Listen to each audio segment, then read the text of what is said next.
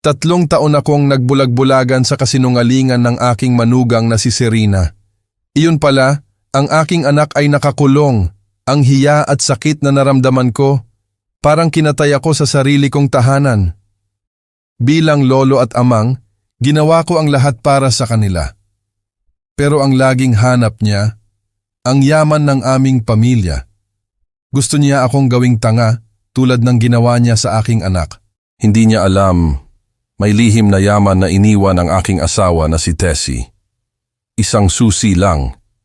Hindi ako the pawn, ako ang trump card nila. Ngayon, babawiin ko ang aking dangal at pangalan ng pamilya. Ipaglalaban ko ang aking anak at aking mga apo. Magbibigay ako ng leksyon sa mga walang hiyang ganyan. Kung naramdaman mo na ang pagiging walang pakialam sa sarili mong bahay, i-like at i-share ang video na ito. At mag-comment po kayo, saan kayo nanonood? Kwentuhan mo ako. Tumatagal na ng 2 taon ang pagbiyahe ng anak ko para sa trabaho. Yan ang sinabi sa akin ng aking manugang na si Serena. Si Serena, palagi siyang napakamaalalahanin, halos sobra pa nga. Pero isang Sabado ng umaga, habang nasa palengke ako sa bayan ng Laguna, may nag-abot ng isang pakete sa kamay ko. Isang delivery rider ang bumulong. Kayo po ba ang tatay ni Ariel? Tumango ako. Lumingalinga siya ng kaba-kaba. Hindi ko na po ito kayang itago. Kayo na lang po ang tumingin, mag-isa. Umuwi ako agad at binuksan iyon sa aming mesa sa kusina. Ang laman ng paketeng iyon, tila umikot ang buong silid sa akin. Bago ko sabihin ang laman, kailangan kong malaman, saan po kayo nanonood ngayon at anong oras na sa inyo? Sa loob ng maraming dekada, naging ritual ko na ang pumunta sa palengke tuwing Sabado ng umaga. Sa edad kong 63, natuto akong maging panatag sa mga pamilyar na bagay. Tulad ng pagpili ng kamatis sa pwesto ni Aling Marta. O ang pakikipagkwentuhan tungkol sa panahon sa mga kapitbahay na nakakakilala sa amin. Simula noong bilhin namin ng aking asawa si Tessie ang bukid na ito, 40 taon na ang nakalipas. Napakalamig ng simoy ng hangin noon at ipinaalala nito sa akin ang mga mas madaling panahon. Ako si Amado Reyes at sa loob ng 3 taon, 2 buwan at 8 araw, ipinagsasabi ko sa lahat na nagtatagumpay ang aking anak na si Ariel sa kaniyang consulting career sa ibang bansa. Dubai, Singapore, Tokyo.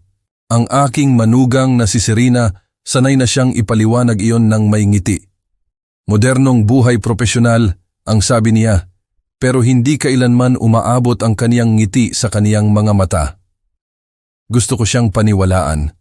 Alam ng Diyos, sinubukan ko. Tinitingnan ko ang mga mansanas nang maramdaman kong may nakatingin sa akin. Ginong Reyes, ang boses ay sa isang lalaking nasa 30s, nakasuot ng uniforme ng delivery company at nanlalamig ang mukha. Nanginginig ang kaniyang mga kamay habang iniabot ang paketeng binalot ng simpleng brown paper. Kayo po ang tatay ni Ariel Reyes? Ako nga. Ibinaba ko ang aking basket. Kilala ba kita? Hindi po, Ginoo. Ako po si Danilo Sanchez. Lumingalinga siya sa palengke na para siyang usa na nakaamoy ng asong gubat. Matagal na po akong nagde-deliver para sa isang tao at nakita ko po ang inyong anak. Bumaba ang boses niya, halos bulong na lang. Hindi ko na po ito kayang itago. Mahalaga po ang katotohanan, Ginoong Reyes. Ano man ang sabihin nila sa inyo, ang katotohanan po ang mahalaga. Pilit niyang ipinasok ang pakete sa aking kamay. Nagmamadali, pagkatapos ay umatras. Pasensya na po. Sinubukan kong gawin ang tama pero may pamilya po ako. Hindi ko na po kaya. Nawala siya sa gitna ng dami ng tao bago ko pa naitanong kung ano ang ibig niyang sabihin. Nakarating ako sa aking sasakyan bago tuluyang manginig ang mga kamay ko. Nasa upuan ng pasahero ang pakete, isang simpleng brown paper na nagtatago ng bagay na nagtulak sa isang estranghero na hanapin ako, dala ang takot sa kaniyang mga mata. Nagmaneho ako ng halos 10 kilometro pa uwi na para bang autopilot lang ang ginagawa ko. Nagwawala ang isip ko. Ang bukid namin ay nasa dulo ng mahabang gravel drive, napapalibutan ng halos 12 ektarya, 30 acres, na pinagtayuan namin ni Tessie ng aming buhay. Pagkatapos niyang pumanaw 2 taon na ang nakalipas, Ang katahimikan ay naging bigat na daladala ko sa bawat sulok ng bahay na walang laman. Ngayon, inilapag ko ang pakete sa mesa sa kusina, ang parehong kahoy na pinagsaluhan namin ng napakaraming kainan ng pamilya. At pilit kong pinatatag ang mga daliri ko. Sa loob, nakita ko ang isang USB drive, isang nakatiklop na sulat, at isang litrato na nagpatigil sa pintig ng puso ko. Ipinapakita ng litrato si Ariel, malinaw na aking anak, sa kabila ng payat at namumutlan niyang mukha at ang bakas ng paghihirap sa kaniyang mga mata na hindi ko pa nakita kailanman. Nakatayo siya sa harap ng isang pader na semento, may hawak na diaryo. Nakikita ang petsa. Abril 14 ng taong ito, 6 na buwan na ang nakalipas. Pero hindi lang ang hitsura ni Ariel ang nagpalamig sa dugo ko.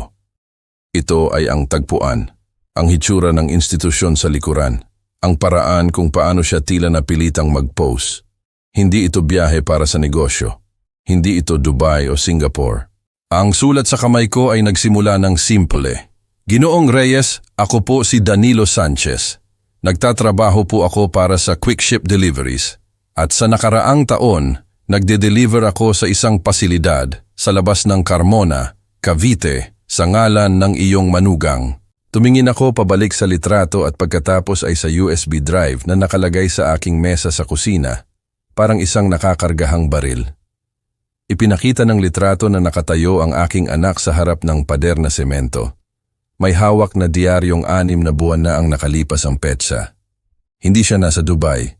Hindi siya umalis ng Pilipinas. Sa loob ng mahabang sandali, tinitigan ko lang ang litrato. Pagkatapos, tumatag ang mga kamay ko at kinuha ko ang USB drive. Nasa sulok ng mesa sa kusina ang lumang laptop ni Tessie. Ibinigay niya iyon sa akin 3 taon na ang nakalipas para sa aking kaarawan, iginigiit na matuto akong gumamit ng email para manatiling konektado kay Ariel sa ibang bansa. Hindi ko na pinalampas ang pagkakataong ito, kaya binuksan ko ang laptop at ipinasok ang drive. 6 na video file ang lumabas sa screen, bawat isa ay may label ng mga petsa na sumasaklaw sa nakaraang 14 na buwan. Kinlik ko ang una. Lumabas ang aking kusina, ang parehong silid kung saan ako nakaupo ngayon. Kinunan mula sa isang anggulo malapit sa kisame. Ang timestamp ay nagpakita ng nakaraang Nobyembre, Martes ng hapon. Napanood ko si Serena na pumasok sa backdoor gamit ang kaniyang susi. Diretso siyang pumunta sa cabinet kung saan ko iningatan ang mga financial documents at kinuhanan niya ng litrato pahina-pahina gamit ang kaniyang telepono. Pagkatapos ng 4 na minuto, umalis na siya. Nasa book club pala ako noong araw na yon. Ang pangalawang video ay nagpakita ng opisina ni Tessie. Si Serena ay naghalungkat sa mga files na maingat na inayos ng aking asawa. Kinukuhanan ng litrato ang mga tax return at property deeds. Ang pangatlo ay nahuli siyang naghahanap sa bodega ng mga storage boxes na hindi ko pa nabubuksan simula nang pumanaw si Tessie. Bawat video ay nagpapakita ng parehong pattern. Si Serena gumagalaw sa loob ng aking tahanan na parang isang propesyonal, sistematikong kinukuhanan ng dokumento ang anumang may kaugnayan sa bukid o sa aming mga ari-arian. Ang una kong pagkabigla ay naging isang malamig na damdamin. Itinabi ko ang mga video at tuluyang binuksan ang sulat ni Danilo Sanchez. Ang sulat kamay niya ay masikip at nagmamadali. Ginoong Reyes, nagtatrabaho ako para sa Quick Ship Deliveries. Sa nakaraang taon, nagde-deliver ako sa isang pasilidad sa labas ng Carmona, Cavite para sa iyong manugang. Malaking pera ang kapalit, walang tanungan. 3 linggo na ang nakalipas, nakita ko ang inyong anak sa bintana habang nagde-deliver ako. Tumingin siya sa akin, hindi niya ako nakilala. Pero nakita niya ang mundo sa labas, parang isang bilanggo na sumisilip sa sikat ng araw. Hindi naglalakbay si Ariel, naka-ospital siya sa loob ng 3 taon. May pamilya po ako. Binalaan ako tungkol sa panghihimasok, pero kailangan ng tulong ng anak ninyo. Hindi ko po kayang ibigay, pero kailangan may makaalam. Nagtapos ang sulat, walang pirma. Binuksan ko ang huling file sa USB drive. Isang medical report, clinical at tiyak. Pasyente, Ariel James Reyes. Pasilidad, pasilungan ng pamilya sa Carmona, Cavite. Diagnosis, malubhang traumatic brain injury, TBI. May kapansanan sa pag-iisip, nangangailangan ng patuloy na pangangasiwa. Legal na guardian, Serena Callaway. Mga paghihigpit sa pagdalaw, kailangan ang pag-apruba ng guardian. Ang petsa ng pagpasok ang nagpalamig sa akin. 3 taon, 2 buwan, at 9 na araw na ang nakalipas. Isang araw pagkatapos daw umalis si Ariel para sa una niyang assignment sa Dubai. Kinuha ni Serena ang legal guardianship habang ipinagsasabi ko sa mga kapitbahay na nagtatayo ng career ang aking anak sa ibang bansa. Ikinulong niya si Ariel sa isang pasilidad na wala pang 1 oras ang biyahe mula sa aming bukid, sapat na malapit para makapagmaneho ako doon tuwing Sabado pagkatapos ng palengke. At sa loob ng 3 taon, sistematikong hinalughog niya ang aking tahanan, kinukuhanan ng litrato ang mga dokumento, may hinahanap siya. Pero ano? Umupo ako sa lumalabas na dilim ng kusina, nakakasilaw ang laptop ni Tessie sa harap ko, at naunawaan ko ang lalim ng panloloko. Hindi nasa ibang bansa ang aking anak. Nakakulong siya, ninakaw ang kaniyang buhay, habang pinananatili ng kaniyang asawa ang perpektong kasinungalingan at naghahanap sa aming bahay para sa anumang bagay na magpapakumpleto sa kaniyang plano. Bukas, makikita ko si Serena paghahatid niya sa aking mga apo. Bukas, kailangan ko siyang tingnan sa mata at magkunwari na wala akong alam. Hindi na nanginginig ang mga kamay ko. Ang takot ay nasunog na, naiiwan lamang ang isang malamig at malinaw na layunin. Kinaumagahan, nagring ang telepono ko. Henry, pwede mo bang bantayan sina Isay at Kenzo ngayon? May emergency kasi. Sumagot ako ng may matatag na mga daliri. Oo naman, masaya akong alagaan sila.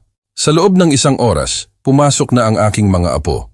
Si Kenzo, 6 na taong gulang, ay tumalon sa mga binti ko. Yakap-yakap ang lumang laruang truck na pag-aari noon ni Ariel.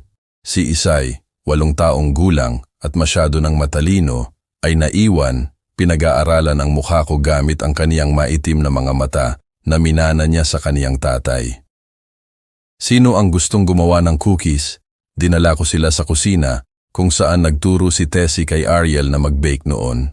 Naghalo kami ng arina at asukal.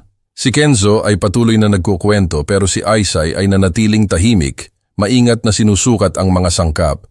Lolo, ang boses niya ay halos bulong lang. Kailan po uuwi si Daddy? Nasa kamay ko pa rin ang kahoy na kutsara. Naisip ko ang litrato, ang payat na mukha ni Ariel, ang mga matang naghihirap. 3 taon na ninakaw habang pinaniniwalaan ko ang mga kasinungalingan ni Serena. Mahal na mahal kayo ng daddy ninyo, mahal ko. Nasaan man siya, hindi iyon magbabago. Sabi ni Mami, masyado siyang busy para tumawag. Nawalan ng sigla si Kenzo. Nakalimutan na ba kami ni Daddy? Lumuhod ako, niyakap silang dalawa ng mahigpit. Hinding-hindi. Hindi kayo kailanman malilimutan ng inyong tatay. Pangako. Tiningnan ni Isay ang mga mata ko. Pangako, Lolo? Pangako ko. Aalamin ko kung ano ang nangyayari sa inyong daddy. Pagkatapos ng tanghalian, naglaro sila sa bakuran habang nanonood ako mula sa beranda. Si Kenzo ay tumakbo sa matataas na damo kasama ang kaniyang truck. Si Isay ay umupo sa ilalim ng punong mansanas ni Tessie, nagda-drawing sa kaniyang kuwaderno. Nang ipakita niya sa akin mamaya, ito ay stick figures ng aming pamilya na magkahawak kamay. Pero ang isa na may label na daddy ay nakahiwalay, pinaghiwalay ng isang maitim na linya sa pahina.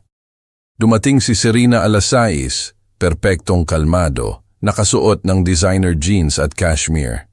Maraming salamat po, Amang. Hindi ko alam kung ano ang gagawin ko kung wala kayo. Wala iyon, mabubuting bata sila.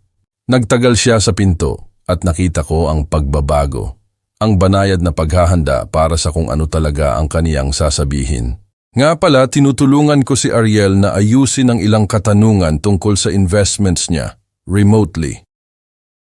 Naisip ko lang na baka may kopya si Tessie ng ilang financial documents, mga lumang property records, baka trust papers. Kayo ni Tessie, palagi kayong sobrang organisado. Ayon. Ang tunay na dahilan kung bakit niya kailangang magpabantay ng mga bata. Pinanatili kong walang emosyon ang mukha ko. Hindi ako sigurado kung ano ang mayroon ako. Maaari akong maghanap kung gusto mo. Nagpakita ng ginhawa ang kaniyang mukha. Napakabuti po niya namang, huwag magmadali. Baka pwede akong bumalik sa susunod na linggo at maaari nating tingnan iyon ng magkasama. Sige. Pagkaalis niya kasama ang mga bata, nag-isa ako sa aking kusina, unti-unting luminaw ang aking pag-unawa. Hinalughog ni Serena ang aking tahanan sa loob ng 3 taon, kinuhanan ng litrato ang bawat dokumentong makita niya, pero hindi pa rin niya mahanap ang kailangan niya. Ngayon direkta siyang nagtatanong at pumayag akong tulungan siyang hanapin iyon. Pero may isang lugar na hindi niya alam, isang lugar na halos nakalimutan ko na rin. Palaging maselan si Tessie sa mahahalagang papel. Pagkatapos niyang pumanaw, nakita ko ang isang maliit na susi sa kaniyang desk drawer. May tag na nakasulat, Riverside Community Bank, Box 247. Noon, itinabi ko lang iyon. Masyadong nagdadalamhati para harapin ang papeles. Bukas, pupunta ako sa bangko na yon at titingnan ko kung ano ang itinago ng aking asawa, kung ano ang inilihim niya maging sa akin.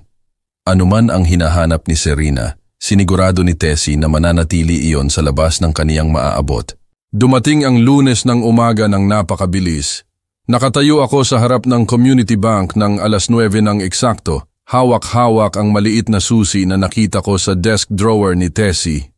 Isang susi na nakalimutan ko hanggang sa ipinaalala sa akin ng mga tanong ni Serena na umiiral iyon. Ngumiti ang batang clerk nang lumapit ako. Magandang umaga po, Ginoong Reyes. Paano ko po kayo matutulungan? Kailangan kong buksan ang safety deposit box ng yumaong asawa ko. Iniabot ko ang susi sa counter, kasama ang identification ko. Tiningnan niya ang kaniyang computer, tumango, at iginiya ako sa mabigat na pinto ng vault, papunta sa isang pribadong silid. Ang kahong metal ay dumulas palabas ng maayos, mas mabigat kaysa sa inaasahan ko. Iniwan niya akong mag-isa kasama ang anuman na itinago ni Tessie. Sa loob nakita ko ang isang legal document na may label na Hayes Family Trust, kumpidensyal, isang nakaselyong sobre na may tatak para kay Amado. Kung binabasa mo ito, wala na ako at mga kopya ng property deeds at financial records. Nanginginig ang mga kamay ko habang binuksan ko muna ang sobre. Ang pamilyar na sulat kamay ni Tessie ay pumuno sa mga pahina, may petsang 6 na buwan bago siya pumanaw. Aking pinakamamahal na Amado, kung binabasa mo ito, wala na ako. At ipinagdarasal kong hindi mo sana ito kailangang hanapin. Pero natuto akong magtiwala sa aking mga pakiramdam. At ang aking pakiramdam tungkol kay Serena ay matagal nang nagpapabagabag sa akin. Napansin ko ang maliliit na bagay noong una. Mga kasinungalingan tungkol sa kung saan siya nagpunta. Pera na hindi tumutugma sa kaniyang sweldo. Ang paraan ng pagtingin niya kay Ariel kapag iniisip niyang walang nakatingin. Hindi ito may pagmamahal, kundi may kalkulasyon. Ginawa ko ang trust na ito nang hindi ko sinasabi kahit kanino, maliban kay Atayor Paeng Gomez. Pinoprotektahan nito sina Ariel at ang mga bata. Kung may mangyari kay Ariel, kung susubukan ni Serena na kontrolin ang kaniyang mga ari-arian o ang atin, pinipigilan ito ng dokumentong ito. Ang bukid, ang lupa, ang lahat ay nananatili sa trust. Para kay Ariel at sa mga bata, ikaw ang mamamahala. Wala siyang makukuha. Ipaglaban mo ang ating anak Amado. Huwag kang magtiwala sa mga halatang sagot. Mas malakas ka kaysa sa alam mo. Lahat ng pagmamahal ko, Tessie.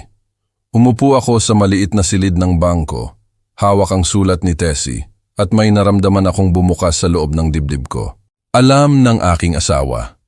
Kahit papaano, naramdaman niya ang panganib bago pa man sa amin at sinubukan niya kaming protektahan mula sa kabilang buhay. Makalipas ang 20 minuto, pumasok ako sa opisina ni Attorney Rafael Paeng Gomez sa downtown. Tumingin sa itaas ang aming abogado, nag-aalala nang makita niya ang mukha ko. Amado, anong problema?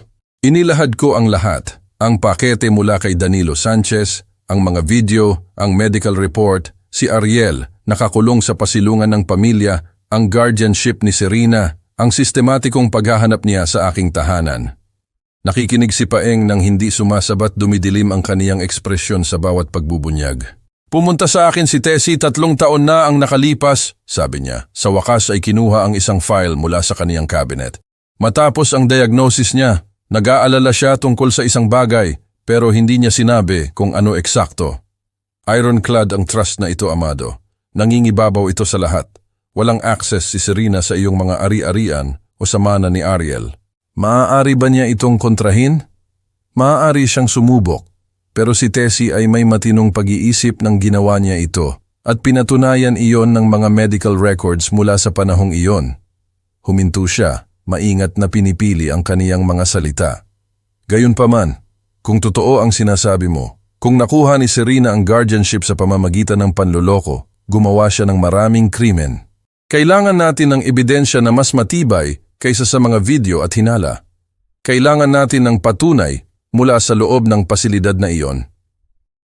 Binuksan niya ang kaniyang desk drawer at kinuha ang isang business card. Si Gregorio Ramos, dating investigador. Kung merong makakakuha ng ebidensya na kailangan natin, siya iyon. Kinuha ko ang card.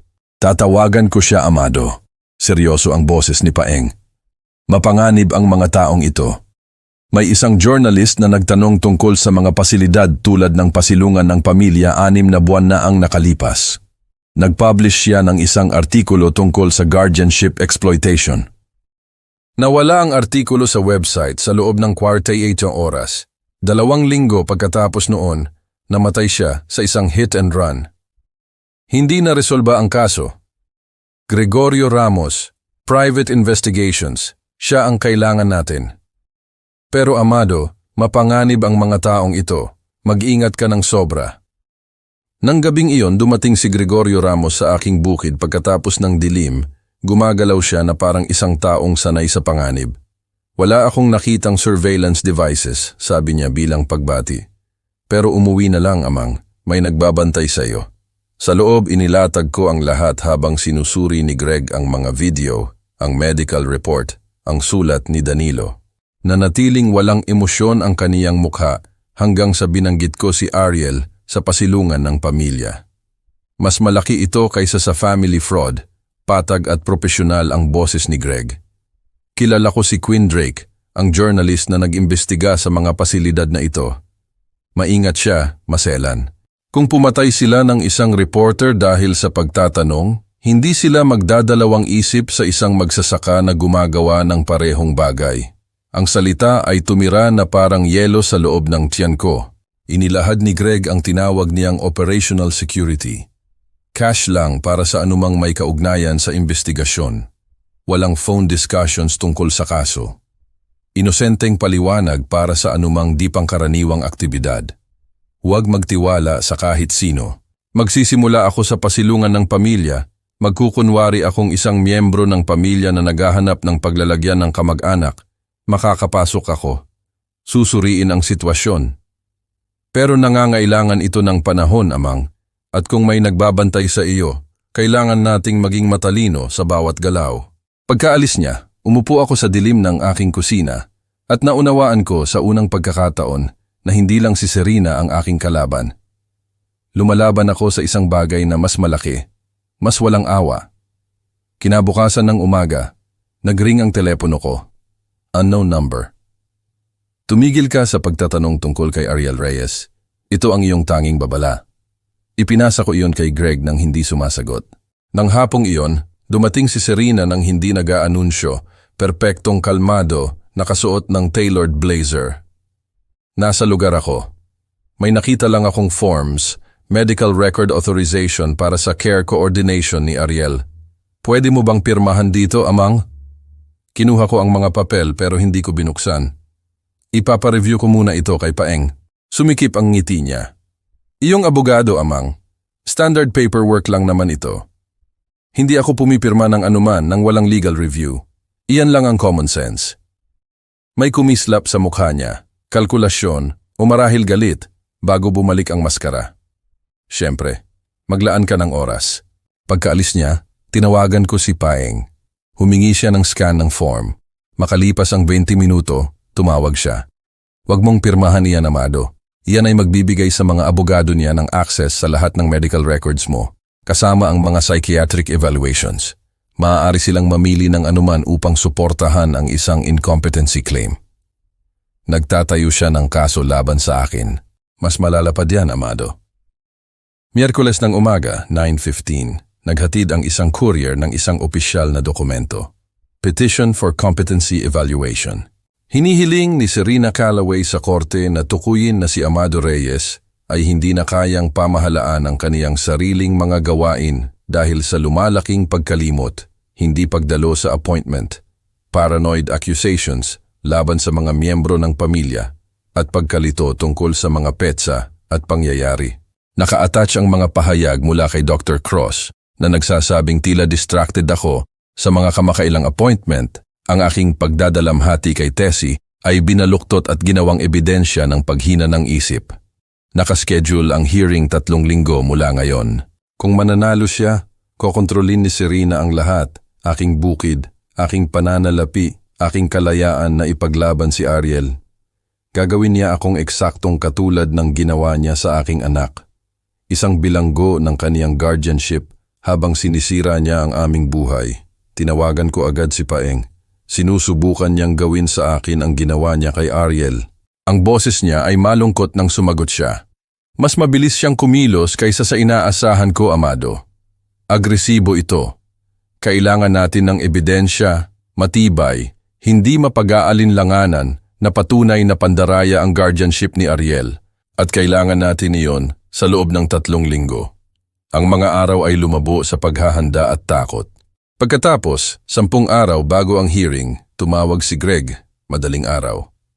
Oo, may nakita akong isang tao sa loob, sabi niya nang walang pag-aalinlangan.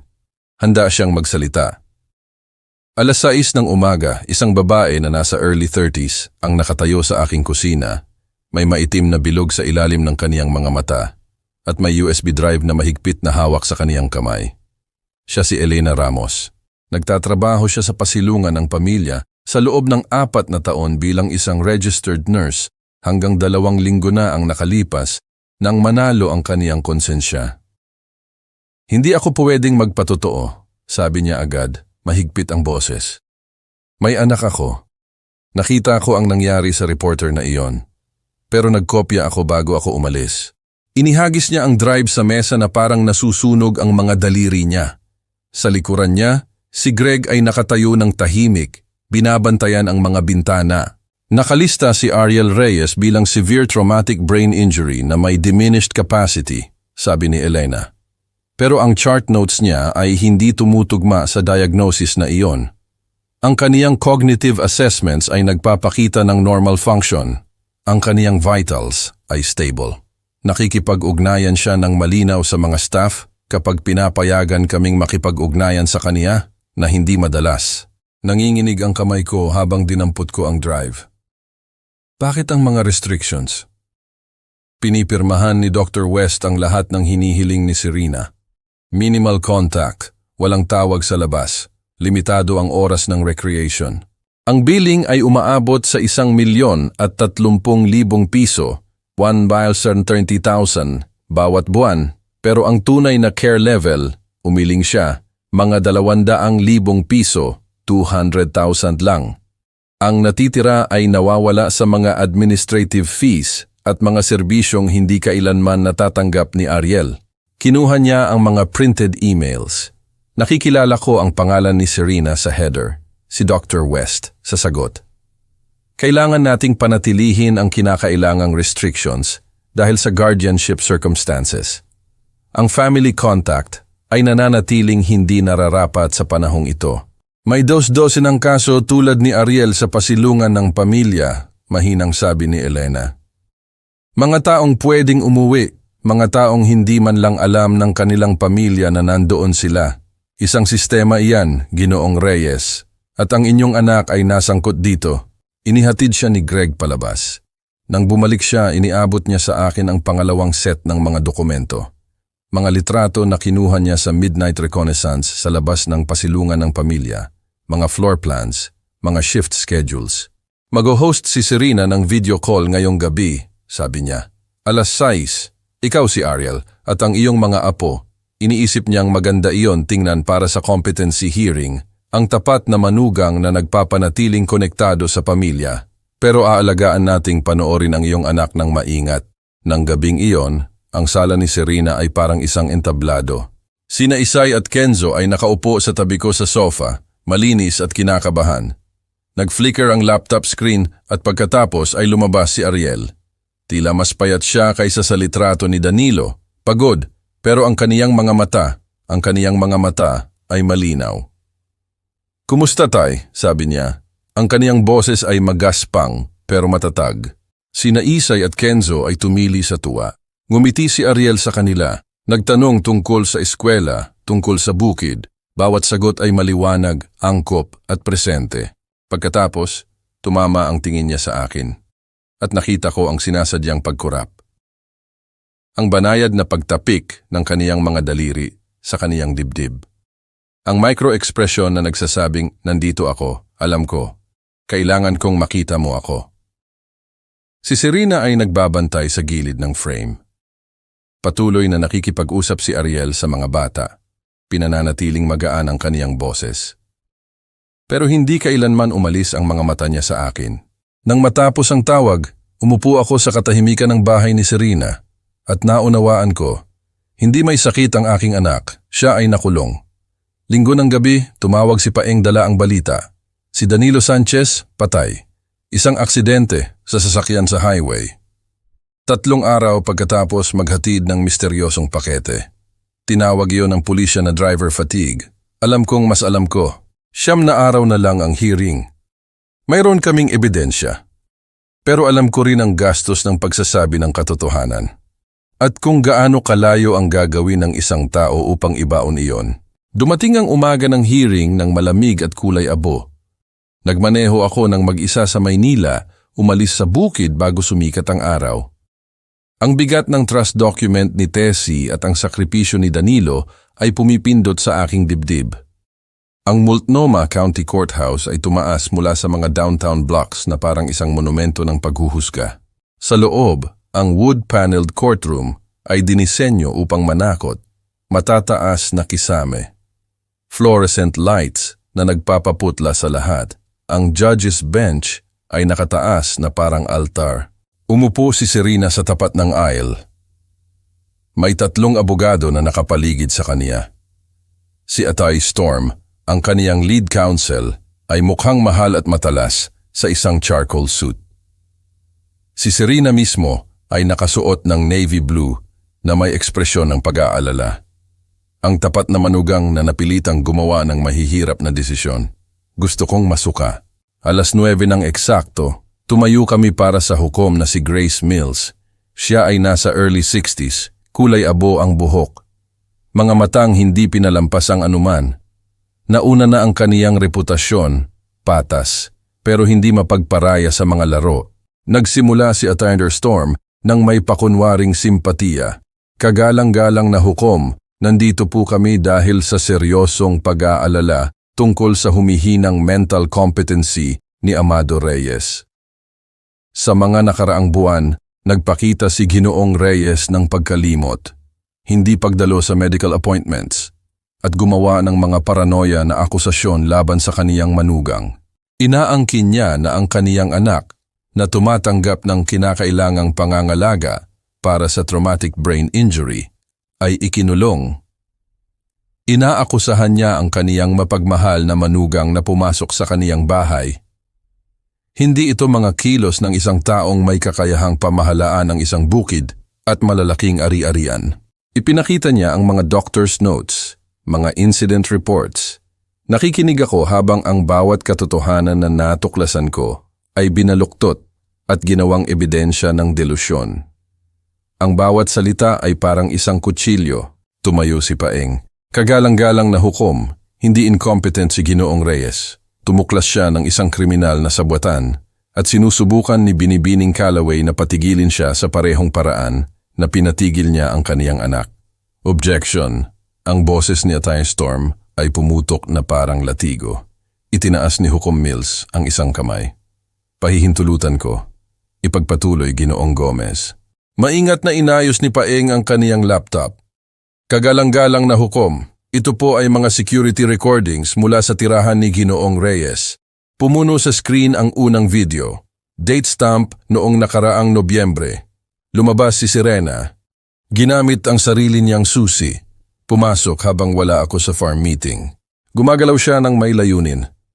Diretso sa file cabinet sa lumang opisina ni Tessie. Kinukuhanan ng litrato ang mga dokumento. Naghahanap ng may sistematikong kahusayan.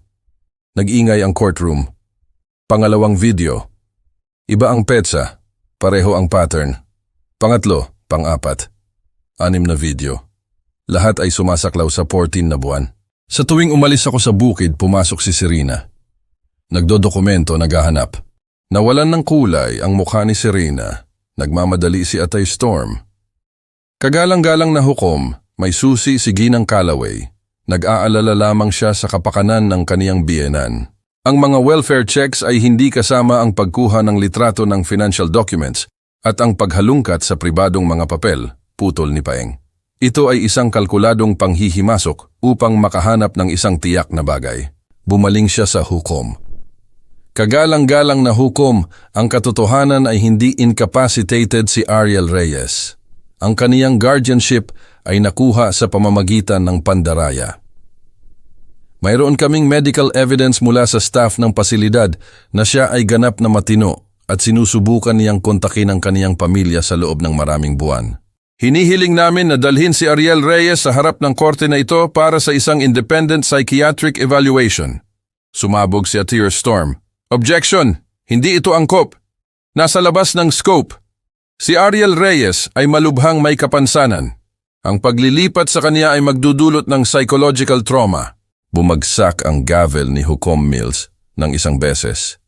Binibining Storm, kung malubhang may kapansanan si Ginoong Reyes, gaya ng inaangkin mo, kukumpirmahin iyon ng isang evaluation.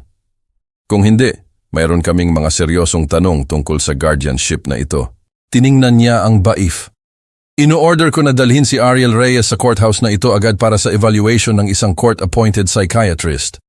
Magre-reconvene tayo sa 2:00 ng hapon. Ang gavel ay tumama sa bakal laban sa kahoy. Nabiyak ang composure ni Serena. Sandali lang. Habang sumandal siya sa kaniyang mga abogado, bumubulong ng nagmamadali. Sa loob ng 2 oras, ang aking anak ay papasok sa pinto ng courtroom na iyon. At ang katotohanan ay tuluyang lilitaw. 2:00 ng eksakto, bumukas ang mga pinto ng courtroom. Iginulong nila si Ariel. Nasa isang wheelchair na hindi niya kailangan. Bahagi ng huling pagganap ni Serena. Tila payat siya, pagod. Pero ang kaniyang mga mata ay agad na nakahanap sa akin. Nagliliyab sa pagkilala at matinding pag-asa. Hindi ko nakita ang aking anak sa loob ng 3 taon, 2 buwan at 8 araw. Ang lalaki sa wheelchair na iyon ay hindi ang multo na inilarawan ni Serena. Siya ay nakulong, pero siya ay presente. Tumango si Hukom Mills sa baif. Ipasok si Dr. Stone. Si Dr. Wade Stone, ang court-appointed psychiatrist, ay umakyat sa stand ng may kalmadong autoridad. Isang taong nakikitungo sa katotohanan, hindi sa manipulasyon. Kagalang-galang na hukom, nakumpleto ko na ang aking evaluation kay Ariel Reyes. Ang aking findings, si Ginoong Reyes ay ganap na matino. Nauunawaan niya ang kaniyang sitwasyon. Nakikipag-ugnayan ng malinaw at walang pinapakita na palatandaan ng kapansanan na inilarawan sa mga facility records. Hindi siya nangangailangan ng isang guardian at dapat siyang payagang magsalita para sa kaniyang sarili.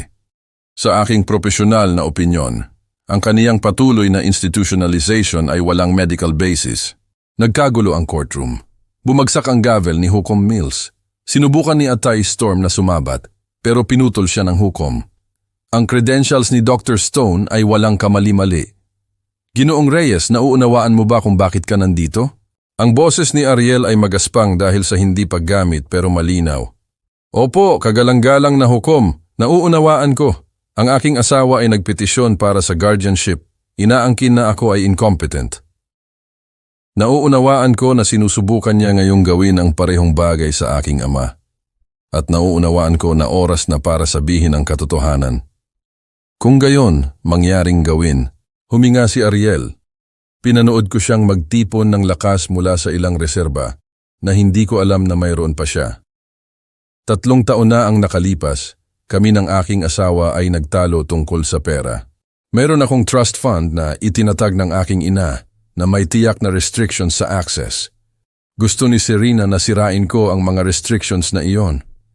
Kunin agad ang principal para sa investments. Tumanggi ako. Naging agresibo siya. Galit. Nakatayo kami malapit sa tuktok ng hagdanan sa aming bahay. Tinulak niya ako. Nahulog ako. Ang kaniyang boses ay nanatiling matatag, makatotohanan. Nagising ako sa ospital na may head injury, nalilito. Sa oras na malinaw na ang isip ko para unawain ang nangyari, nakuha na niya ang guardianship. Sinabi niya sa mga doktor na nagdedelusyon ako at marahas ako. Sinubukan kong sabihin sa mga staff ng pasilidad, pero ibinawal iyon ni Dr. West bilang post-trauma fabrication. Sinubukan kong magpadala ng mga mensahe palabas, pero ang bawat komunikasyon ay binabantayan. Kontrolado. Nasa bilangguan ako sa loob ng 3 taon, kagalang-galang na hukom, nakakulong, habang inaubos ng aking asawa ang aking mga account at hinalughog ang bahay ng aking ama para sa mga dokumentong magpapahintulot sa kaniya na kontrolin ang lahat. Tumalon si Iron Storm sa kaniyang mga paa. Ito ay textbook false memory mula sa brain trauma. Tumayo si Paeng ng kalmado. Kagalang-galang na hukom, may isa pang piraso ng ebidensya. Tumango siya kay Greg. Nagplay ang recording. Isang conversation mula sa courtroom hallway 90 minuto na ang nakalipas. Nung recess. Ang boses ni Serena, kinokompronta si Amado sa isang sandaling akala niyang pribado. Sana pinirmahan mo na ang kailangan ko, Henry. Sana nanatili kang nalilito at sumusunod. Hindi kailanman naging sapat si Ariel. Hindi kailanman naging ambisyoso. Nang mahulog siya sa hagdanan na iyon, nakakita ako ng oportunidad. Protektahan ang mana ng aking mga anak mula sa kaniyang kawalan ng kakayahan. Kontrolin ang lahat. Pinilit mo akong gumawa ng mga hakbang na hindi ko gustong gawin. Ang one-party consent law ng Oregon ay nagpawalang bisa sa recording ni Greg. Siya ay bahagi ng conversation, nakatayo sa tabi ni Amado sa buong oras. Natahimik ang courtroom. Ang mukha ni Hukom Mills ay granite. Sapat na ang narinig ko. Ang guardianship ni Ariel Reyes ay tinatapos ng agad. Ang petisyon ni Ginang Callaway tungkol kay Amado Reyes ay binaliwala. Si Ginoong Reyes ay papayagan ng umalis sa pasilungan ng pamilya ngayong araw. Ino-order ko ang agarang investigasyon kay Ginang Callaway para sa guardianship fraud, financial exploitation at posibleng attempted homicide. Ang korte na ito ay adjourned. Ang gavel ay tumama na parang kulog. Habang umalingaw-ngaw ang tunog, namutla ang mukha ni Serena. Nang gabing iyon, inaresto siya sa kaniyang bahay. Ang simula ng katarungan, pero hindi pa ang katapusan. 6 na buwan pagkatapos ng trial, lumipat sina Ariel at aking mga apo pabalik sa bukid. Ang bahay na parang walang laman pagkamatay ni Tessie ay puno na ngayon ng buhay. Tawa ng mga bata, boses ng aking anak na nagbabasa ng bedtime stories. Ang tunog ng pagpapagaling. Ang sumunod sa trial ay mabilis at maselan. Si Serena ay nahatulan sa maraming bilang. Guardianship fraud, financial exploitation, conspiracy. 15 taon sa kulungan. Walang early parole. Lumawak ang investigasyon sa pasilungan ng pamilya na parang wildfire. Si Dr. West at 3 staff ay inaresto dahil sa conspiracy. 12 iba pang pasyente ang nakilala sa mga katulad na sitwasyon. Mga taong itinago ng mga pamilyang naghahanap ng kontrol sa ari-arian. Mga ninakaw na buhay na nakakulong sa likod ng coded doors. Lahat ay pinalaya. Ang mga guardianship ay sinuri. Ang pasilidad ay isinara ng permanente. Si Elena Ramos ay nakatanggap ng immunity kapalit ng testimony.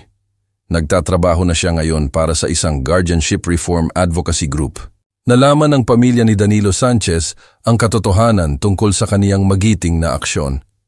Binisita ko sila ng personal. Sinigurado kong alam nilang iniligtas ng kanilang asawa at tatay ang buhay ni Ariel. Kung wala ang tapang ni Danilo, Noong Sabado ng umaga sa palengke, nakakulong pa rin ang aking anak. Utang namin sa kaniya ang lahat.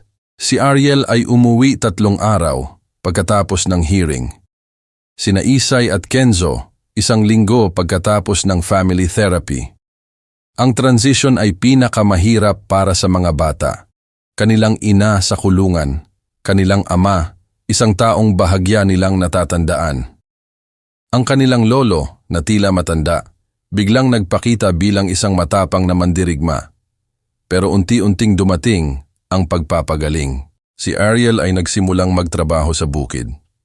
Nag-aayos ng mga bakod, nag-aalaga ng mga baka. Mga gawain na naalala ng kaniyang katawan, kahit na nakikipagbuno ang kaniyang isip sa 3 nawalang taon. Therapy para sa lahat sa kanila. Muling itinatayo ang mga relasyon sa pamamagitan ng maliliit na sandali. Pancake breakfast, homework help, bedtime stories. Si Ariel ay natututo muli kung paano magsalita. Si Isay ay mas nahihirapan. Galit sa kaniyang ina. Nagdadalamhati sa hinaharap na inakala niya. Si Kenzo ay nagpakita ng mas katatagan. Mas bata at madaling umangkop. Family dinners tuwing gabi. Nagpapasa ng mga ulam, nagbabahagi ng mga araw, unti-unting tinitahi pabalik ang pinunit ni Serena. Isang gabi ng taglagas, 6 na buwan na ang nakalipas, umupo ako sa beranda. Pinapanood ang paglubog ng araw sa aking mga bukid. Umupo si Ariel sa tabi ko. Yakap si Kenzo sa kaniyang kandungan.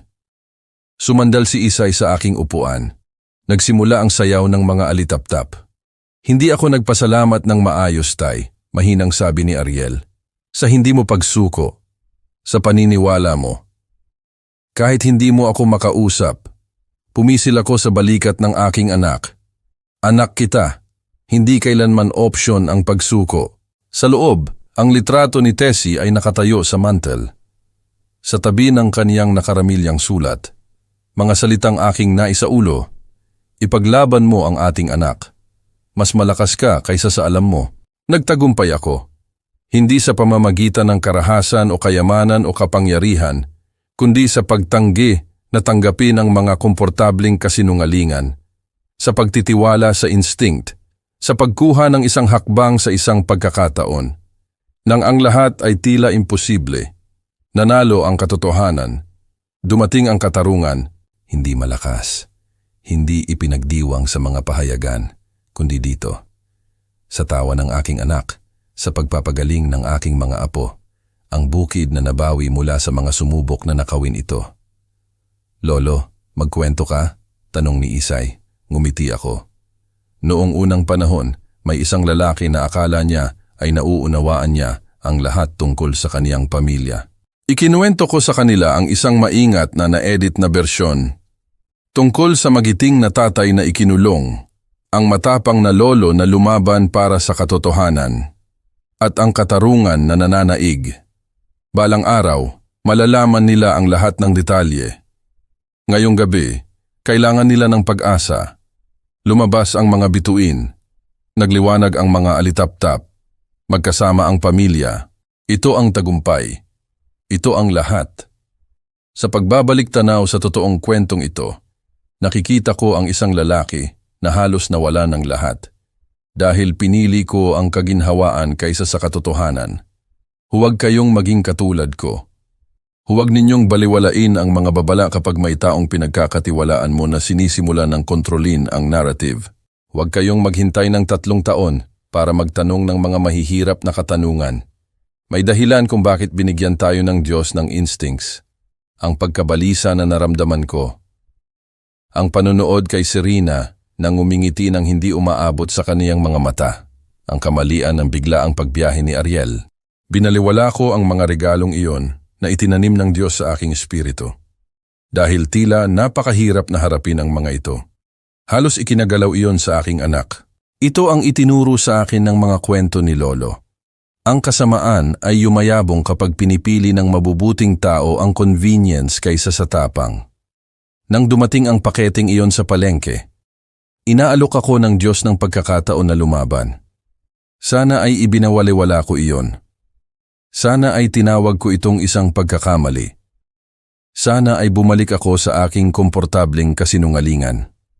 Sa halip, pinili ko ang mas mahirap na landas. At natagpuan ko ang aking pamilya sa kabilang panig. Ang totoong kwentong ito ay hindi kakaiba.